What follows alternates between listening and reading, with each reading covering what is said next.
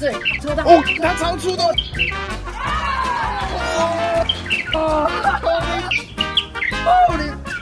我们先让它回家吧 ，Let's go。哦，好漂亮啊！椰子蟹。嘿大家好，我们是冲浪蛇，我是君。我们今天晚上要去一个东部海岸的离礁地啊，懂的都懂。我们要去找一个很有趣的蛇类，海蛇啊。台湾有好几种海蛇，有4种，但是我们要去的地方应该只会有3种而已。我觉得海蛇是一种眼光非常特别的一个生物。我们今天去看，听说到处都是，对吧？希望真的有那么好找啊！我每次都被朋友骗，就这样子，我们直接下车见，拜拜。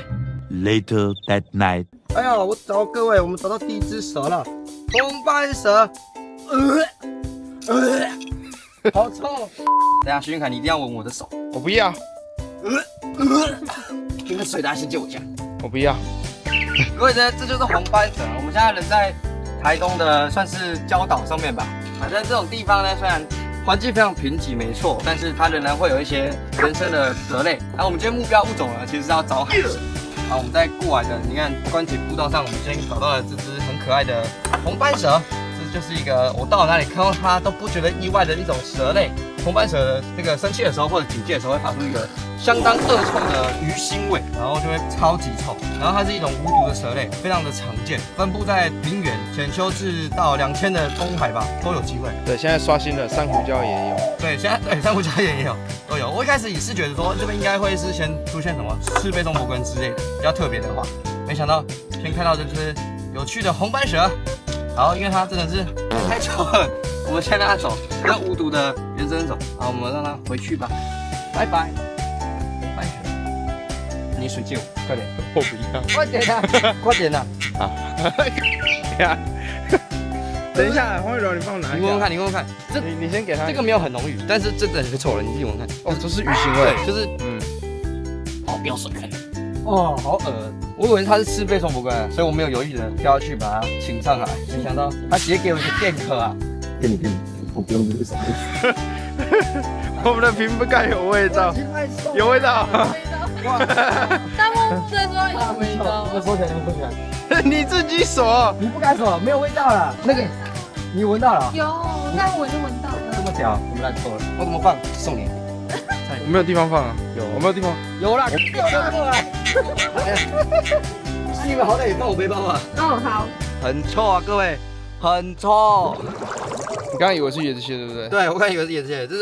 这是一个我觉得还算常见的一种大型寄居蟹，它的名字忘掉了，5个字我忘记了。什么短句上面它上面还会。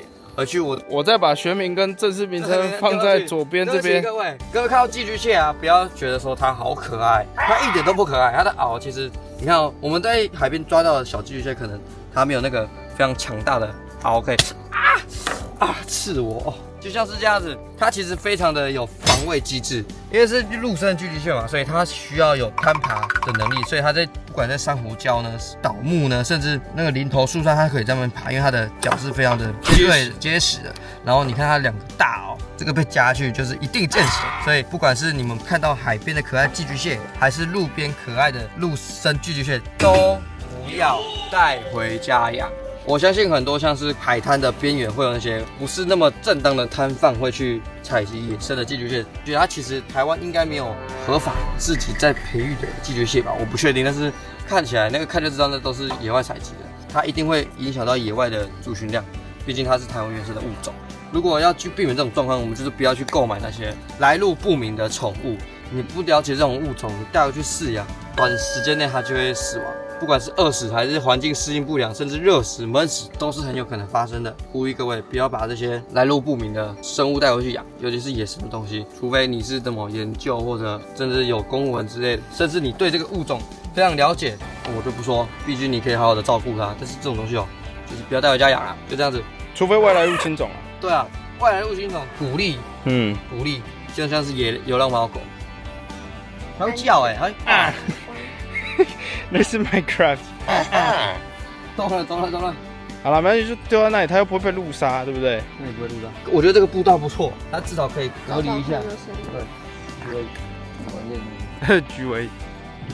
好，我们这个特别蟋蟀，要看一下，这黄斑中蟋蟀，它跟我们平地或者各位在浅丘或者平原看到那个黑蟋蟀不太一样。你看它的翅膀上有很漂亮的黄色斑点，但是其实在某些稳定的地方，像我们现在人在东部，然后北部欠少，数量非常多。只是如果你是在中南部的话，看到它会觉得哎，蛮特别的。黄斑中蟋蟀。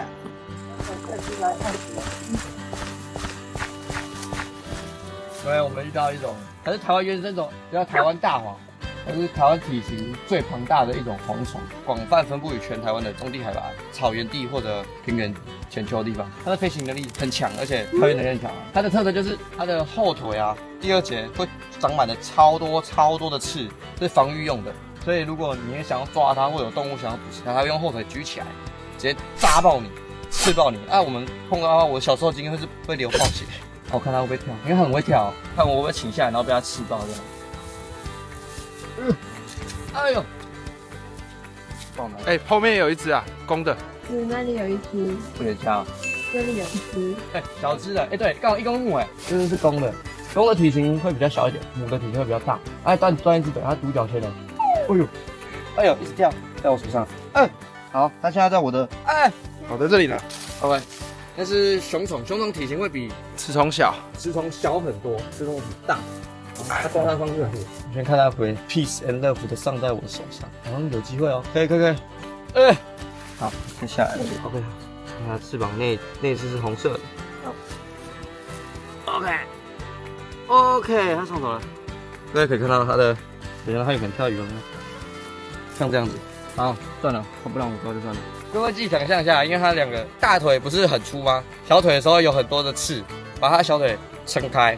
然后双手捏住它的小腿，闪避那个刺的方向，你就完全不会被它踢，它只会在那边就这样。你们都没有玩过？没有啊，我没有这种童年。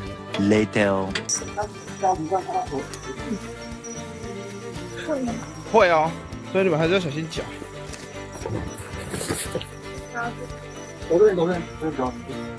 左队，海生我来，海生。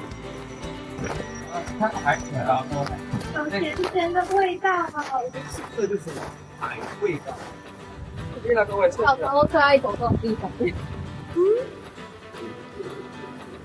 不要跳，你知道外面跳。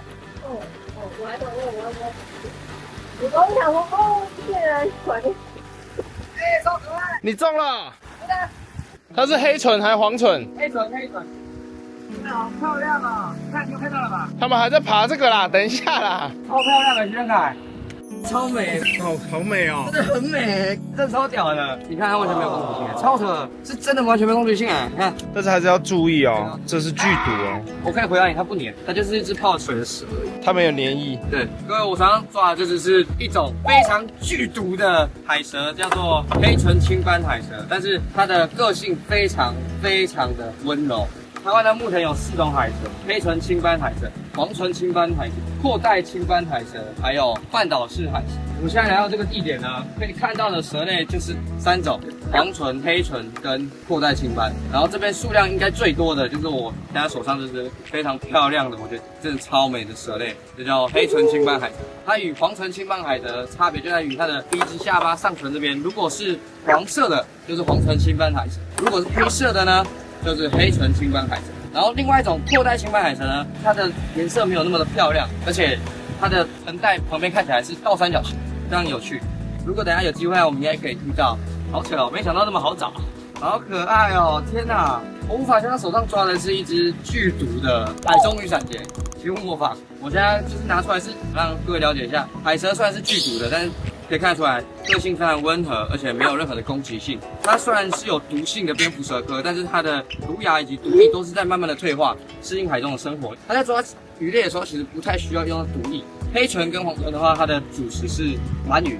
然后很特别的是说，它的腹部的鳞片会越来越小，它不像陆栖的蛇类，它有需要在陆地上一直不断的爬行，所以它的腹部鳞片一直不断的演化，在慢慢的变小。简单来说，它的摩擦力变低了。各位，你看海里面生存，所以它的第2大特色就是它的尾部，尾部已经特化成扁平状，方便划水，这真的是超特别的，超帅。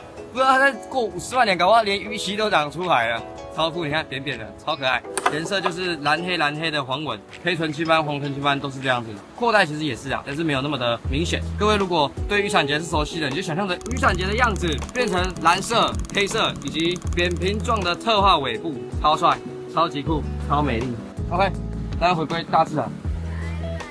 哦，好漂亮啊！还有回来了，它靠岸啊，靠，超帅。它就是钻进去了。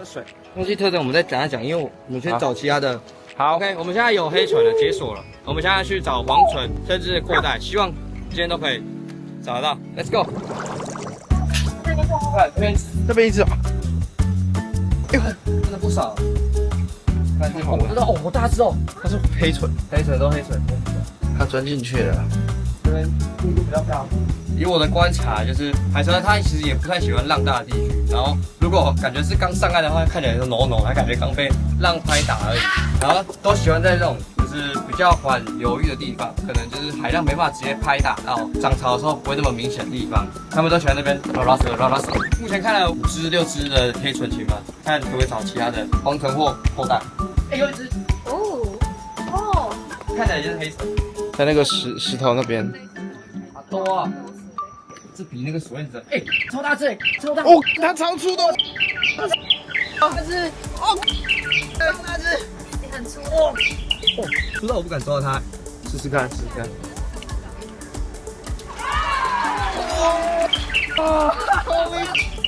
Holy！ 哇，这太大只了，还有谁？这太大只了吧？这1米2了。哇，各位，我们找到一个阿宙，做海蛇，超大只哎，好美哦！你看像蚯蚓那样钻，超漂亮的。美哦，真的超漂亮的，好大只哦，看起来好可爱。它的尾鳍好大，对啊，大鱼鳍。好大只哦，真的很夸张哎，这真的是超壮观的，跟其他的小蛇相比，真的是非常震撼啊！各位记得在海边，如果遇到像我手上这种非常漂亮的蓝色、黑色的海蛇，千万不要害怕，它是非常温驯的一种台湾原生蛇类，它分布非常的广泛，希望大家也不要看到它就非常紧张啊。好，一样告诫各位哦，海蛇其实是剧毒蛇类。海蛇它是蝙蝠蛇科的蛇类，其实它甚至可能比雨伞节还要毒。我们会就是上手的原因是因为我们了解蛇类的习性，我们知道怎么样不会让它们有攻击或者是紧迫的对这些状态产生。所以你们在外面如果看到海蛇的话，也不要因为它太温驯所以就上手，因为我们不知道哪一只蛇的个性是怎么样，它如果突然就攻击你了，那我们没有办法为你的行为负责。每只蛇都有自己的个性，跟人一样，有些人可能脾气比较暴躁，有些人可能比较温驯。可能我们遇到的都特别温驯啊，对不对？蛇类不认识都不要上手，尤其是有毒蛇。然后我们今天只有找到黑唇青斑，我们大家继续找，希望可以出现其他2种目标：黄唇以及扩带。我要看其他种，黄唇、扩带在哪？哦，这种蓝哦，它游好快哦，它游起来是整条蓝色的。好漂亮哦！各位，我们终于找到黄唇了，太扯了！而且它好暗淡哦，它跟那个我们刚才满岛都是的黑唇青斑海蛇有点不太一样，它感觉比较是暗蓝色配黑色这样子，然后黑唇青斑是亮蓝色，但是它的头部会很明显的是黄色的，不像是黑唇青斑还是整个哦。刚才离开了潮间带，我们往上面走，然后已经全干了。走一走，哎，有一只蛇快蜕皮了，打开个哇，黄唇哎，在野外看起来就是如此的有趣，你什么时候都不知道自己会遇到什么。这是我一直坚持继续观察台湾生态的一大动力之一。终于解锁了，我们其实已经要回程了，没有想到看了10几20只的黑唇青斑，只能换到1条黄唇青斑了。而且它很黄，它的黄唇是真的很漂亮的黄，它整个把揪加个额头全部都是黄色的。给各位看一下黑唇青斑不太一样，它是头上半部有点白色的斑块，然后吻部这边全部都黑色，非常漂亮。我自己觉得它比黑唇还要漂亮一点。如果以身体颜色的话，可能略微没有那么的鲜艳，但是头部的话特征非常的明显。我觉得它其实很有质感哎。对啊，它很有质感，iPhone 色哎。哎，对 ，iPhone 18黄唇青斑色，消光会超帅。超美，我个人觉得哈，如果黑唇跟黄唇无论质感，我觉得它比较帅，但是论那种鲜艳度，黑唇的话真的很美很美，那个鲜蓝色非常漂亮。台湾的4种海蛇中有3种并不是完全的可以适应海中生活，因为它需要上岸喝水、上岸产卵以及脱皮之类的。这3种就是红唇青斑、刚才的黑唇青斑以及阔带青斑。然后范岛式的话，它是纯海蛇，我们这边应该找到几率不大。然后今天也没找到阔带，今天就这2种，我觉得已经非常之满足啊，超厉害的海蛇哎！哎呦，它感觉比较紧张一点，但是攻击性有可能是个性的问题。对，也有可能是个性问题，但攻击性都是相当的低，但都不建议上手。我们是为了让各位观众可以近距离观察到它的习性、它的特征，了解蛇类并不是那么的恐怖。对不起，我手机叫了一下。啊，我们找到了2种海蛇啊，超棒的！ Moments later. 好，各位，我现在超兴，我们刚才拍完第1只黄唇的时候，快帮我相机前面又出现另外1只黄唇青斑海蛇，这超夸张的，很特别。而且我发现有一个非常特殊的状态，就是黄唇青斑好像比较没有那么爱海水，它喜欢比较偏干燥的地方。各位如果对蛇类有研究的，或者自己有来找过这个东西的，欢迎下方讨论一下。反正我找到它的地方都是完全干的地方，一点海水都没有，非常特别。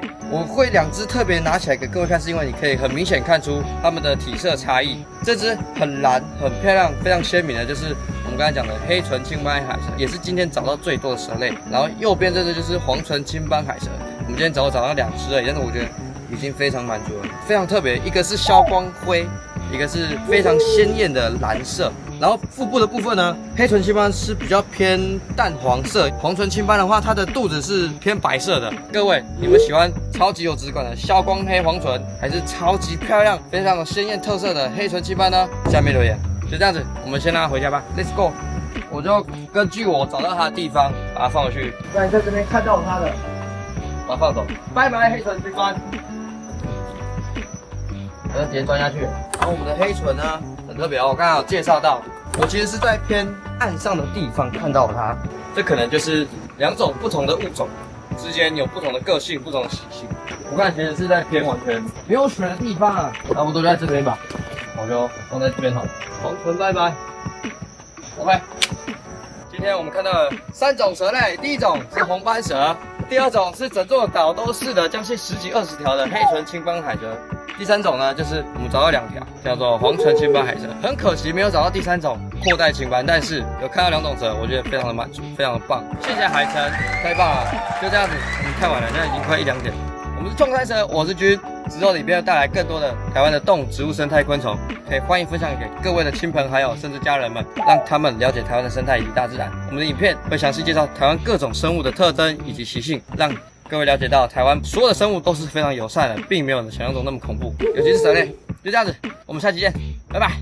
3:28 a.m. 椰子蟹不用回家了，不用回家了，又有东西可以拍了。又有东西可以拍了。各位啊，这就是椰子蟹啊！跑一程路上真的是不用睡觉啊！出了一只椰子蟹啊！椰子蟹是台湾的保育类生物，台湾的话只有在东岸以及外岛，像是绿岛、兰屿等地才看得到椰子蟹。然后这边是在台东的沿岸，这边都有机会。它基本上森林底层，甚至到沿岸到潮间带都看到它的踪迹，因为它的爬行能力非常非常的强，它的8只脚都非常的灵活强壮，攀爬能力超好，所以我们甚至可以不止在地板上看到它，你可以甚至这个林头可能成熟了，它去吃它，所以它可能在树上各种角落到处乱爬。绿岛或兰屿都有一种状况，它们窗户会被椰子蟹抓爆。我也想要有这种好事情发生啊！这只椰子蟹非常大，像我2个手巴掌有这么大，但是它体型可以再更大一点。它会取名叫椰子蟹也是有原因的，因为它其实是扎实性，然后因为它前面有非常发达的大螯，它可以剥开椰子去吃里面的椰肉，这是非常厉害的一个进化。而且它其实是寄居蟹的亲戚，可以说它就是另类的寄居蟹，只是超巨无霸，没有壳，所以它的防御机制第一个就是它的背甲上面非常的硬，然后大脑非常的强壮，而且是非常有防御性的。基本上它遇到天敌的话，它会夹爆它，就感觉就像是红鲟这样子。然后它的颜色是非常漂亮，散发的淡淡的蓝色以及淡紫色。我觉得它是一种地球上的外星生物，非常特色，台湾保育类哦。不能碰它，也不能饲养，但是国外是可以吃的，听说好像蛮好吃的，但我不能动它，保育类，它蛮 chill 的，那边没有动。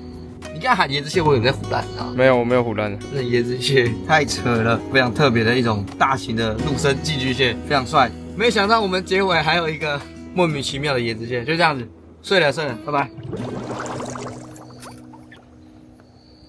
我们现在我们的凯凯呢正在努力的拍照。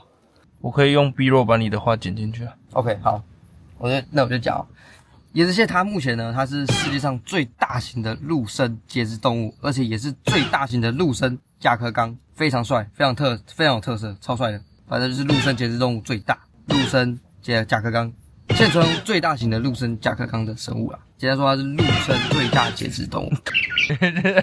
这句话讲的不是曲怎么？